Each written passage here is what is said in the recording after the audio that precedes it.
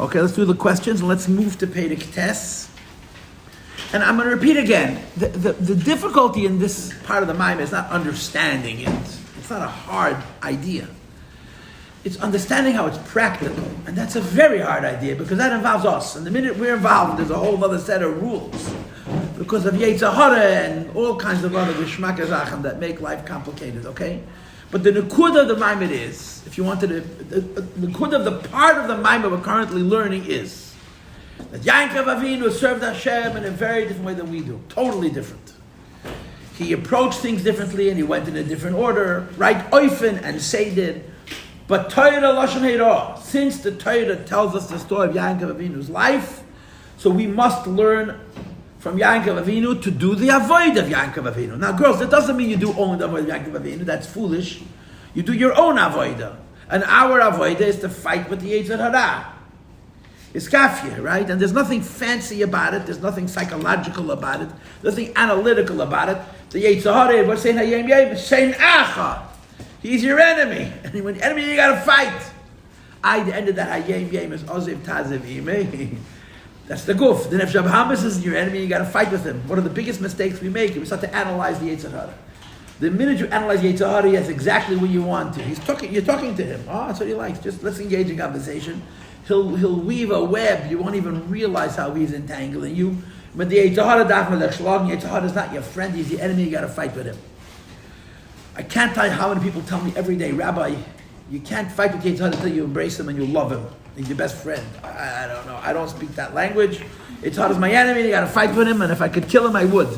But unfortunately, I can't. Believe me, if I could kill him, I would. But that's our avodah. And then in addition to our avodah, we do a little bit of avodah of Yaakov Avinu based on the principle of Torah Lashon Hara, which means we learn Torah, and specifically we learn Pnimius HaTorah, the face of Torah Chassidus, and we allow the light of the Torah to be mavared us, to make us better through light, by lifting us up. And again, the concepts are in hard. The reality, how these concepts are realistic is the difficulty that we had. So in Perek Ches, he mentioned that we do what Yaakov Avinu does, right? We learn Chassidus, and in learning Chassidus, we mavared our mind, and a bunch of wonderful exotic stuff, which I'm not going to repeat. Let's do the sheet, okay? And I hope to learn today Perek Tes. That's my plan, okay? Unless you ask me some good questions. I forgot, someone asked me a question last week, which was very pointed, and I had to answer it, and it derailed my plans, okay? Gave me new plans, let's put it that way. 57. What two lessons do we learn from Yaakov Avinu as we do the avodah, which was his? What's the answer? Give me two Hebrew words, please. Oifen and Seidid. You can pick it up. Oifen and Seidid. We do the method of avodah and we actually follow the sequence of avodah. They're two different things. Yaakov Avinu was an incredibly holy man. And his life was lichtigkeit, was oid, was light. And he elevated the world by shining light. So there's a place in the life of your life and my life, and we're no Yaakov Avinu. Don't kid yourself. To do this avoid as well, to correct ourselves and to correct our world, using the mechanism of shining light, which is what Chassidus is. This is numero uno. Number one. And you know what the best commercial of this is? A public Hanukkah Maneda. You put it out into the street. Have you ever been by a public Hanukkah Maneda lighting? I'm sure you've all been, yeah? And so there's people that the shliach invites his chevre, and they come, and then inevitably somebody bumps into the Maneda by mistake. Watch the reaction. It's like you understand exactly what it's about. Oh, a menorah! The guests coming from Germany, and they're coming from Australia, and they're coming from I don't know where, and they're in Manhattan, or they're in Brooklyn, doesn't matter where, and they bump into the Maneda by mistake, and they don't know what to do. They want to do the kazatzka. This happens every night, every place. That's bida b'derech. You're talking in the street, but you don't even know the person exists. You're just shining a light, and it draws them in. It's an example in modern days, in our avodah, of this idea. But the Rebbe says, Yaakov Avinu elevated the world by just shining light. That was his whole business. We do it also. But then comes number two. We follow the order of Yaakov Avinu. And this is really hard to understand. Because Yaakov elevates the deepest things first. And he gets to the coarser things, the lower things last. We have to do it the other way around, because if we skip steps, if we skip the lower steps, we're going to end up getting hurt. If you skip the Yetzer Hara and you go on to higher avodas, Yetzer Hara is going to wait for you to be really, really, really weak and vulnerable. It's going to trip you up and you land on your nose in the mud. And it's going to be not pleasant and not comfortable and not anything else good. But the Yankiv is mevader milmaylo lamata, from the top down. The Rebbe says both of those lessons, we learn from Yankov Avinu to do that avodah also. Okay, that's 57. 58. In what way is Bidur and Machon be'etzem? In what way, it should be does, Bidur and Machon be'etzem seem easier to do? In what way does Bidur and Machon be'etzem? Why does it seem that refining your mind is easier than refining your heart? What's the answer to that? Because our minds are more refined. It's hard for her. In what way? Less dirty. Huh? Less Less dirty. dirty. In what way does refining the mind, can somebody say what I said? In what way, all of your answers were correct, but what did I say? In what? Because it doesn't seem like we have a problem in our brains. In what way does it seem to be mad the Mayach is easier? Anybody? Because it's not passionate. Now, everything you said is the same, but this makes the point very explicitly. The brain is not excited. So when you don't want to use your brain and you tell him to be quiet, he gets quiet. When you tell your heart to be quiet, he doesn't shut up. Why? He's pounding in your chest. So the beard of the midos, the idea that I have to correct my emotions and redirect my emotions and control my emotions and change my emotions, we know exactly what the struggle is, because he doesn't shut up when you tell him to. You know, your heart doesn't get quiet when you tell him to. The brain is cold. He's an intellectual. He's an academic. He's a thinker. So because he's not excited, it doesn't seem like it's a struggle. You want to think, you think. You don't want to think, you don't think. You want to read this article, you read it. You want to spend time on this idea, you do. You don't want, don't. So that makes it appear that the bitter of the mayach is easier, okay? But when the brain goes south, I mean, he goes south bad, right? The apokaitis is in the mind. 59, and in what way is it in fact more difficult than bitter midas? And moichan that are closer to midas, and in what way, I don't know what the second part of this is, and in what way, okay. I talk these questions into my phone, and then sometimes my phone doesn't listen, sometimes I forget that I told my phone some things. So, in what way is bitter ha-moichan be'etzem more difficult than bitter ha-midas? What's the answer? Because you don't even realize. I can't hear you. You don't even realize. Okay, I need more words. That's true. Because it's like the way that you do something is skewed, but because it's just the way your brain works, you don't even realize it's something that needs to be fixed. Correct. Okay, I'll give it. She said the correct answer. The brain doesn't have conscience. The brain doesn't have a sense of right and wrong. The brain only has a sense of logic and illogic. And beated of the brain is that something which is wrong, the brain doesn't understand. And something which is true, the brain does understand. It's a very deep birur. To say it in Oisias, that I think Chassidus would say it in, the integrity of the brain begins before the brain. The integrity of your brain is you, your conscience. And if you let your brain wander off, it can study anything and come up to any conclusions, and it can really entangle you. Birur HaMoichin means, girls, when something is against the will of the Eibishter, it's not logical to you. That's quite the birur. To condition your brain, that the logic of your brain is loyal to the Eibishter, who's above logic, is a deep birur. It's a very, very difficult thing. Because that means that your brain, as an intellectual tool, as an intellectual entity, has been tuned into the Eibishter to such an extent that the brain is aligned with Hashem, who's really up outside of the brain or above the brain, and so on. This is why Bidur, what the Rebbe calls Moichin Be'etzem, is a very deep thing, and the proof that it's deep is that it's not meant to be done till Mashiach comes. Now we fix our heart. We try to fix our heart. That's a whole story, fixing our heart, right? And we try to fix the level of our brain which is close to our heart. The level of our brain which is close to our heart means the way we use our mind to excite ourselves. That part of the brain is also connected to the emotions. That's easier to fix because it's closer to passion. Okay? So that's the answer to question 59. And and 59. And in what way is, whatever that question is meant to be. Okay, I apologize for that. Okay, does anyone have any questions or comments on what we just discussed?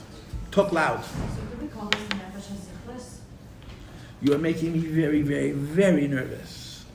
The nefesh hasichlis is for me a trigger, like people are afraid of elevators and airplanes. I'm afraid of the nefesh hasichlis. It's one of those subjects that triggers me.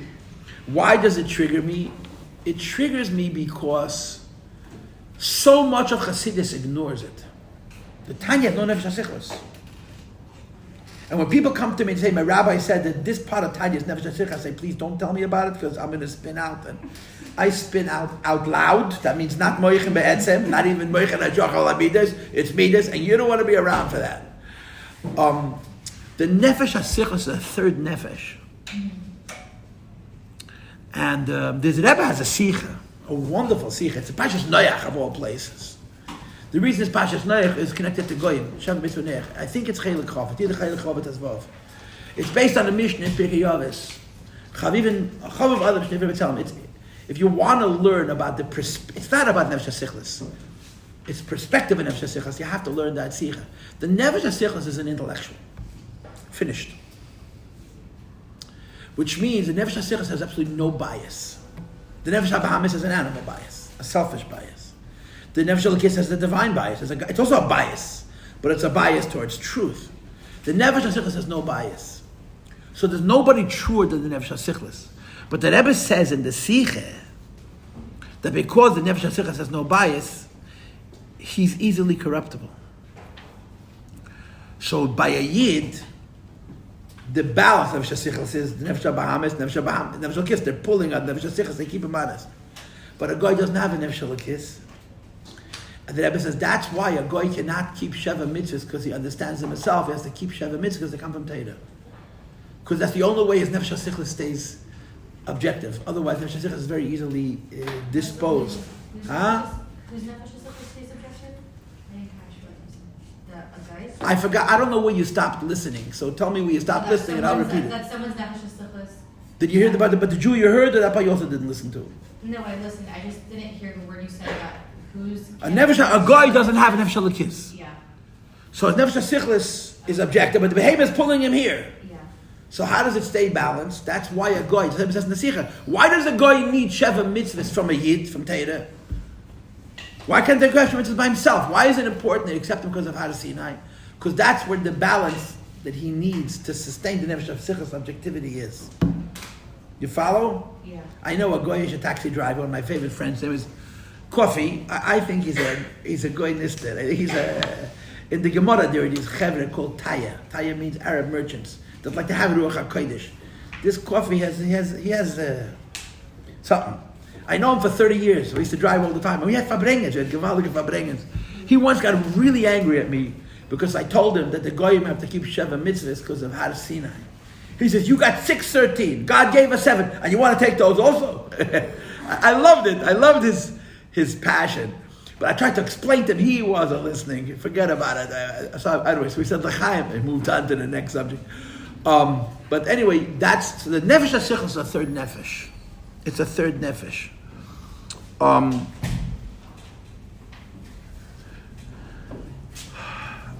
Birer HaMoichin could mean even for the Nefesh HaBahamis. It doesn't have to mean only the Nefesh HaSichlis. The Nefesh HaLekis Seichel is good, right? When it says Birer HaMoichin, what are you fixing? So you're saying it means fixing the Nefesh HaSichlis Seichel? Maybe. But it could even mean fixing the Nefesh HaBahamis Seichel. That even the Behema should be so refined that if something is against Hashem, it doesn't make logical sense. Okay? So did I answer you? Yeah. Did I spin out because you mentioned Nefesh HaSichlis? I did a lot of self-control. Look at me, I'm a big tzaddik. Okay. I pat myself on the back. Okay. Anyone else have any questions? You can talk about Nefesh HaSichlis, don't worry. Go ahead. What lesson, can you spell out the Seder approach a little bit more, how we're supposed to use that from Yaakov Avinu? So first of all, we're going to learn it in the next Pedic some more, which is a very interesting Pedic. I don't have a correct answer for your question. I don't have a fancy answer to your question, but I have a practical answer to your question. What the Rebbe is saying, in my humble opinion, practically is that there's a point of learning Chassidus even if it's not touching your avodah at all. Just learn. I have a book which discusses Chassidim of the Tzemach Tzedek who met a chassid of the Alter Rebbe. And these Chassidim of the Tzemach Tzedek had learned by the Rabbi Yossi Paltiel. The Mittler Rebbe, no? Rabbi Hillel. So they came to this chassid Alter Rebbe, Pesach Molastovka, and they asked him Pshat and a Maimed. So before he answered them, he asked them if they're using this Maimed in their davening. And they said, no, we just want to understand it. So he told them, if not using the Maimed davening, I'm not telling you the Pshat. So they said to him, excuse me, we're talking about Rabbi Hillel. Rabbi Hillel was not a chassid of the Alter Rebbe, he was the chassid of the Mittler Rebbe's. And Rabbi Hillel would teach us Chassidus, even which is not Negei and Avodah. So he gets very excited. He says, Rabbi Hillel Paltiel was a Kodesh, Merecha, related. He was holy from birth, and he told him a story that as a 2-year-old, he saw the Alter Rebbe, he saw the Machon Chernobyl, he started to scream fire. Rabbi Hillel was a tzaddik. He said, but for you, if it's not Negei and Avodah, and he wouldn't tell him Pshat. This was in the olden days. The practical, there is a value in learning in Yonim, Nailim, and Chassidus, lofty ideas in Chassidus that you cannot bring into Avodah because it does something to the brain. That's a practical answer to your question. It's not a complete answer, it's not a true answer, but it's a workable answer. You got it? Go ahead, talk loud and clear. Is it the point of serving Hashem not to become from a place of logical and illogical? And that's what we're saying over here, that you should refine your life so much that you should be serving, come to a place where if it's not to go against Hashem's will is even illogical. But isn't that not the point of serving Hashem? Even if it's logical to you to do it. Okay, you have to repeat your question in straight line, because I can't follow what you just said. In other words, plan the words and say them in order and don't repeat them. Just finish the question, I'm listening. We're saying here that you should refine your brain, your mind, to the point that something that's against Hashem's will is illogical to you. But isn't that not the point of serving Hashem? Aren't we supposed to serve Hashem even if it is logical to do something you're not going to do it? Yes. So what? Because this is a different avodah. This is not Kabbalah Sel, this is not doing mitzvahs. This is Birur HaMoyach. It's a whole nother thing. What you said is true about doing mitzvahs. To refine your brain, that when something is against Torah, it doesn't make sense to you. It's not a practical thing. It's a deeply spiritual thing. It's part of Avodas Hashem, it's just a different piece. It's not practical. It's not actionable. What does it mean in the word practical? You shouldn't do it if you represent you should. It's not actionable. You don't do it with your hands and your feet. You do it with your mind. You know the difference between practical and actionable? Actionable means something that you do. Practical means something that's realistic. It's realistic for a person to learn Chassidus and his mind becomes edeler. It's not an action, but it's an activity. It's something that you do in your brain. You got it? Questions or comments? Let's go. Next question. Okay, come on. 2 more. Why are we saying that's so hard to reach? I feel like people get there all the time. To do this truly? Like their brain sees something, like if it's a stira to their relationship with Hashem or what Hashem wants, like they see it like tunnel vision that they're not going to do it. Like it seems. We're not talking about not doing it. We're talking about not understanding it. Right. You know any science? Yeah? How many questions are there that you know from your little bit of knowledge of science against Torah that you don't have answers for? Do they bother you? Imagine that they didn't. Not they didn't because you don't care. You didn't because you understand that they're not questions. Come on. Nicht pashut. This is a ganz nicht pashut. That means it's not simple at all. 60. What is Machon hashayachem alamides? And then what is Machon biyat? So there's a question 60 and 61. Machon hashayachem alamides means when you're using the mind for the purposes of getting excited. And one of the girls correctly said in the last, you're learning about, you're using your mind in the kind of way that is going to excite your heart. If you're using your mind in the kind of way that you're exciting your heart, the kind of mind stuff you're involved with is heart kind of stuff. You're learning an inyan Chassidus, which is not speaking to your brain alone, it's going to trigger your heart. Question 61, what is Moicha Be'etzem? Moicha Be'etzem means using the mind in a realm of ideas, in an arena of ideas that has nothing to do with the heart. Your heart's never going to feel them. Never. They're too abstract, they're too esoteric, they're too theoretical. They're enriching, they're fun if you're a smart guy or gal, you like to learn, but they don't touch your heart. That's Moicha Be'etzem. And there's a special avodah being mavad and Moicha Be'etzem, which the Maimer says is an avodah after Mashiach comes. And yet because of Yankov Avinu and the fact that Yankov Avinu's story is written in the Chumash, the Lubavitch Rebbe proposes to us great geniuses, we should do that too. Go ahead. When you learn something that is intellectual and abstract, but it basically, when you think about it, it increases your Av Hashem or your Hashem because you see how great Hashem is. Is that Moicha Be'etzem or is that? No, it's Moicha Shacham Alamidus. Moicha Be'etzem means that you think about the Eibishter in the kind of way that it has no connection to you. When you have Avat Hashem and Yiras Hashem, it's because Hashem connects to you. Moicha Be'etzem, you're learning about the Eibishter on a level which does not connect to you, so there's no reaction. What's an example of that? What's an example of that? The idea that are hidden in Gashmias, because Gashmias is Yeshus, there's Atzmos. When was the last time someone got excited about that? Anything we talk about Hashem could excite us about Hashem. No. Anything that relates to us about Hashem could excite us. Or anything that relates to Hashem's greatness that makes us feel like that Hashem is so special. We don't even understand that concept completely. This is the greatness of Hashem, which is this piece of wood has Hashem in it because it doesn't reveal Hashem. It's a weird anomaly. It's a weird dichotomy. Yeah, but it could bring a comfort. Like it could, I don't know. It helps you feel Hashgacha Pratis. It's everything. Not true and not true. Or not. Because the fact that the stone is Atzmos is not Hashgacha Pratis, and it's not going to make you feel good because it's not revealed. Hashem is in everything, even when we don't see it. That's beautiful. That's the whole Purim story. I'm saying everything could be. You see, but you're not talking about Gashmias. You're talking about moving parts. I'm talking about the doimim. Okay, forget about it. What about cosmic? I'm not even sure you refuse to understand. So what's the point? The very fact that a stone has atzmus does not play out, not in Hashgacha Pratis, and not making you comfortable because it's a dead thing. The story of Purim is about living people moving around. It's cool. You take the doimim itself. Okay, I'm not having this conversation. I'm sorry I brought it up. Baruch Shem Fed because the Leila Bod. Ashamnu, Bagadnu, Gazalnu, Dibanu, Doifi. Let's go back to the mic. But I want to understand what. I can't help you. I'm sorry. You see how excited I got about Moicha Be'etzem? Well, you were talking about stones.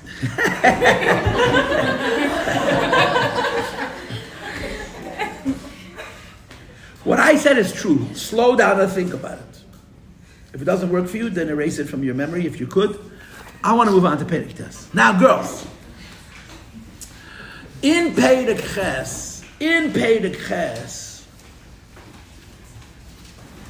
the Rebbe already told us both things. Okay? He already told us both things. We have till 35, right? I got 20 minutes. In Perek Ches, the Rebbe already told us both things. Number one, Oifen, you have to do the approach of Yankov Avinu. And number two, Seder. He told us about following the sequence of Yankov Avinu, which means that as weird and as unuseful as it is in our lives, there's an idea of being Mavad and Moicha Be'etzem first, which I'm translating into learn Imrei Bina, learn the most difficult Chassidus, understand it in the most abstract way, and has nothing to do with your life and nothing with your emotions, but it does refine your brain. That seems to be what the Rebbe is saying, practically speaking, okay? Perek Tes continues this. But Perek Tes offers a much more practical use of this, okay? But I'm going to preface, before we read Perek Tes, and by the way, when I learned Perek Tes, I'm skipping a few lines, which I'm going to go back to in a separate class, because the Rebbe speaks out of both sides of his mouth, mamish.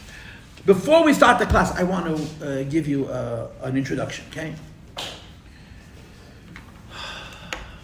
I'm a Rambam Chassid.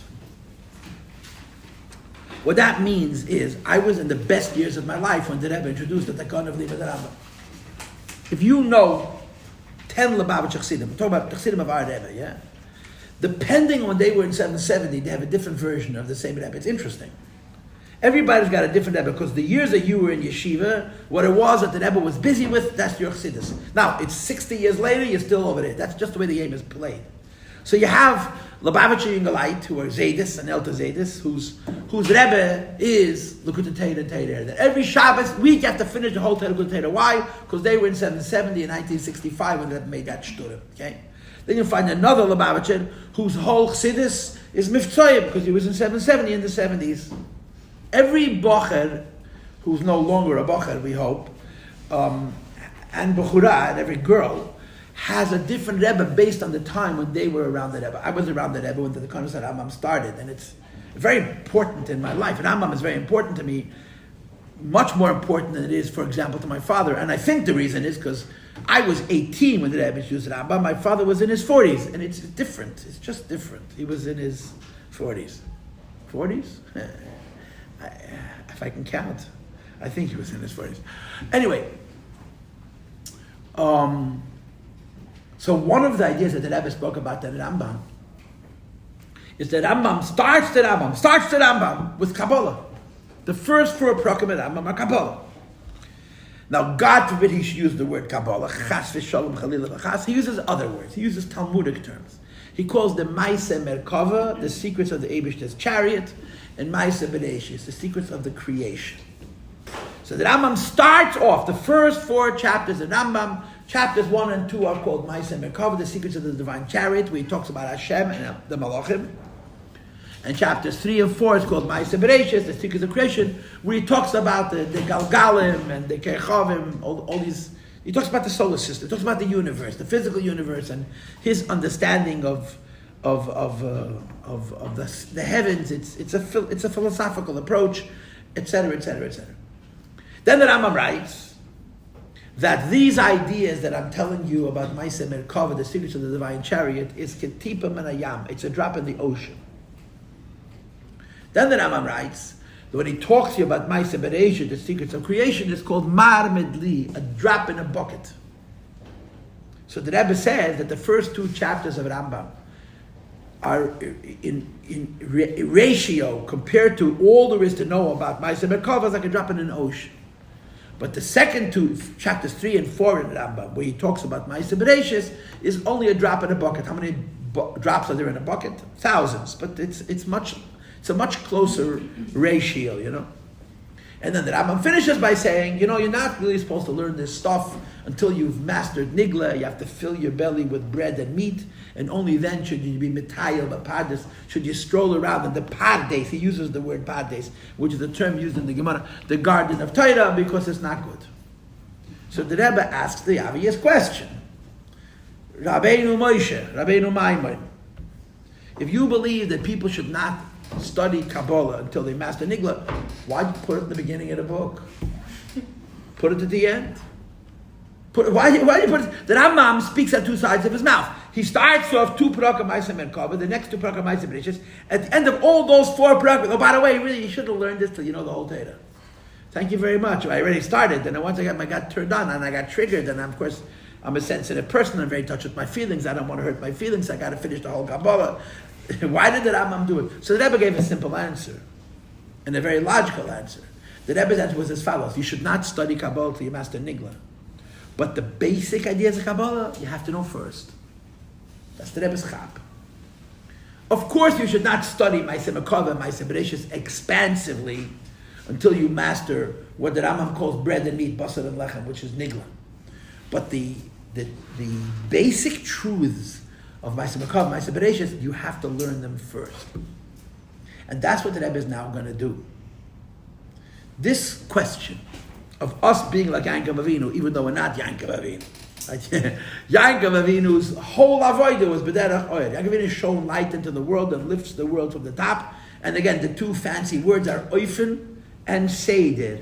The way he does it by shining light, and the sequence, the order in which he does it is from the higher levels to the lower levels. We don't belong in Yaakov Avinu's world, but the fact that Yaakov Avinu's story is written in the Chumash becomes a lesson to us that we should imitate it in part. Well, in this page, the Rebbe has this chap that I just gave you. That we're supposed to do like Yaakov Avinu, as learn a Abisale. If you have to start off, it makes me nuts that terribly tasty food that comes out of Israel is called abisale. They gotta change the name. Abisale. We own that word. Okay, you're not laughing because you haven't figured out yet what that garbage chip tastes like. Yeah, abisale. Abisale. That's a Hasidic term. How do they make a junky Israeli chip called abisale? We own that word. We should sue them. Okay, it's not the same. Okay, I feel better. Okay, Pedic test. Let's go. V'yesh lahaisa. I wish that. Look inside. Okay, if you're not going to look inside, I promise you, you will not see the words. It's a guarantee. Okay, shall we? The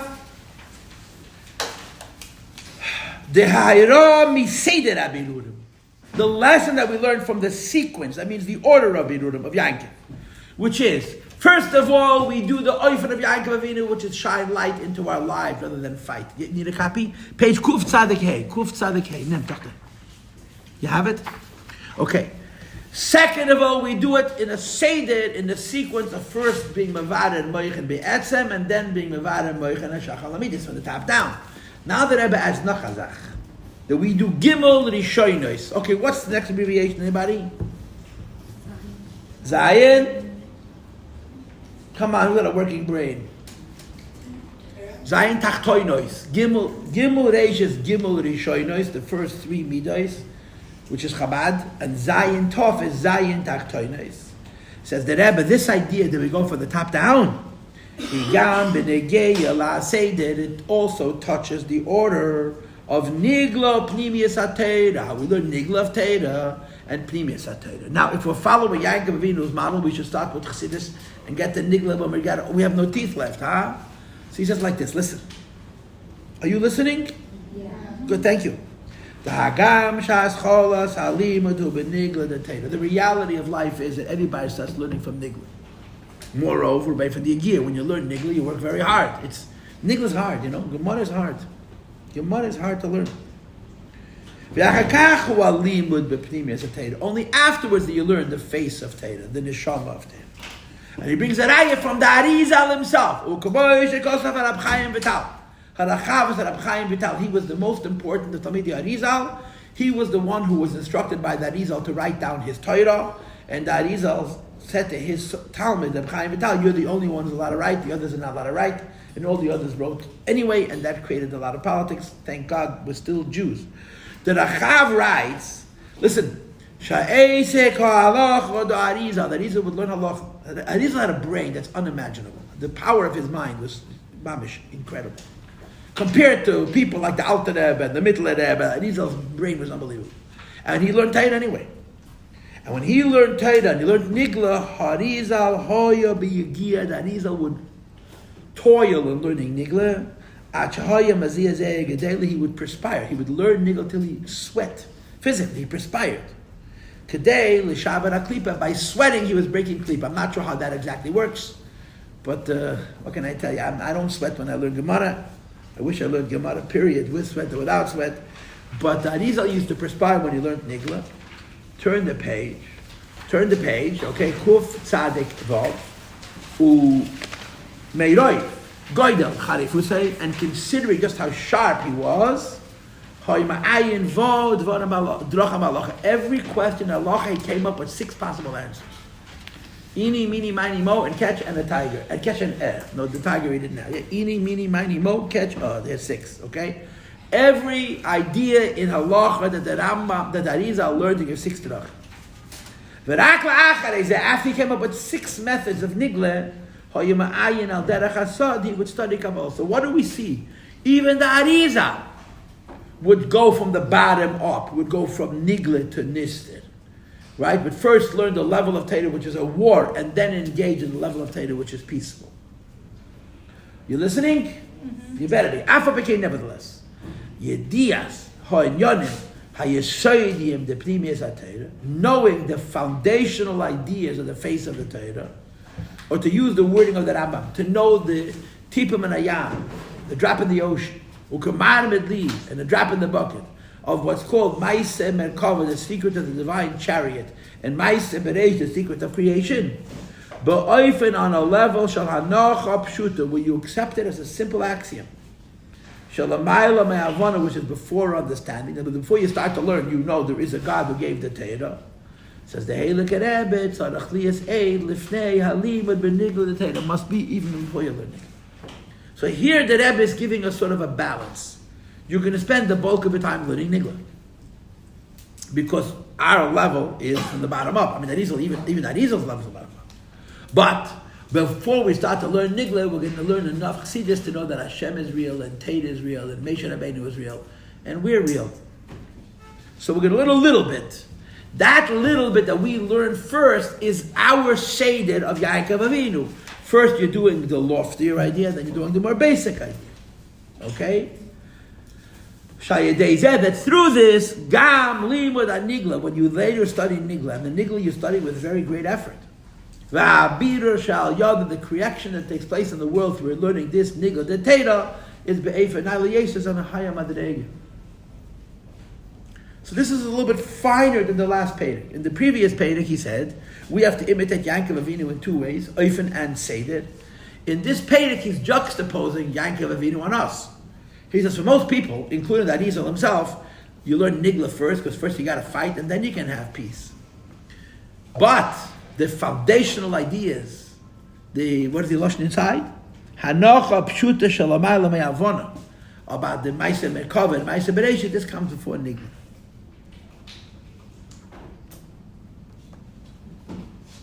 Three lines into the page, days, and then when you do it this way, when you learn first a little chassidus, and then you learn nigla. Girls, does anybody know how this plays out in a cheder? This is what we do Shabbat. Huh? When a kid starts learning. Good answer. It's a very good answer. You start with the Shabbat, but I'm looking for a different answer. It's a correct answer. I'm looking for a different answer. Vayikra. I have discovered that teachers don't do it anymore, and man, we're messed up. These are Minhagi Yisrael. Minhagi Yisrael, she's a day some Hadnei. Every little boy and girl. Right? You have a Siddur party, you have a Chumash party. In your Chumash party, your Tati and your Mami and your Bubby and Zaidi come. Now Beis Rivka has too many students, they don't let the men come. And I hate to say it, but unfortunately the men don't mind not being there. But you learn Chumash, you start from Bereshis. But you still also start with Vayikra. And it says in Medrash, there's a whole speech that the kids used to give when they started learning Chumash, that the Jewish children are so pure and they're so holy that every word comes out of the mouth is holiness.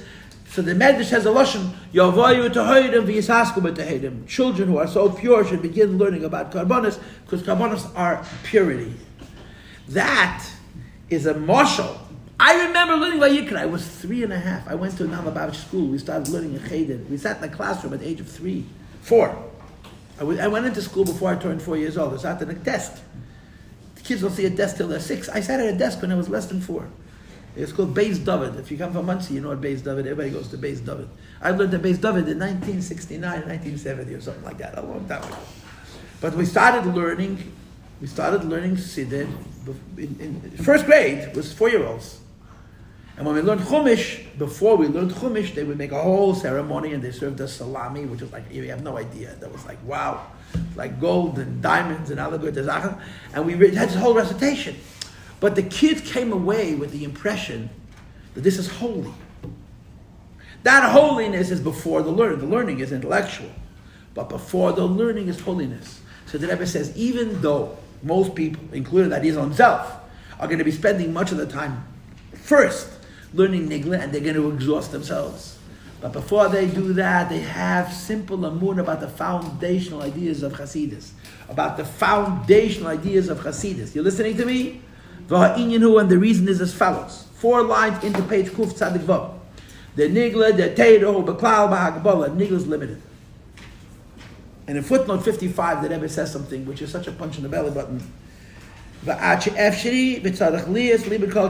the Rebbe say this 5 times at least. The Rebbe said there are people alive today who have learned and know the whole Torah. And of course he was talking about who? Himself. But there were others, not a lot. There were people who know Kol HaTorah Kula. There certainly used to be. Ganz Torah, everything. That means the Tanakh and all the Chazal, all the Gemaras and all the Midrashim, and then the Rishonim. I mean, they don't know every book written today. Some of those books should have better off not been published because they're taking of kaparas, you know. Chedush that even Moshe Rabbeinu didn't think of. The Eibusha didn't give him an Har Sinai. But there are yidno nigla is finite. It's possible to know kol ha-Torah kula. Look inside. Upnimius ha-Torah b'ligvul. The face of Torah, which is Chassidus, is infinite. Wow.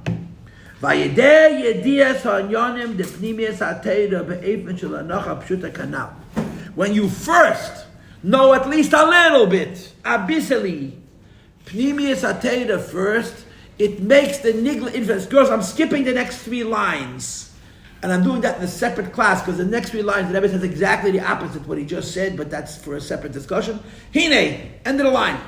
Hine, behold, whatever the Hine means. Ayadezah, through this, gam limud an nigla, when you're learning nigla, which is by itself finite.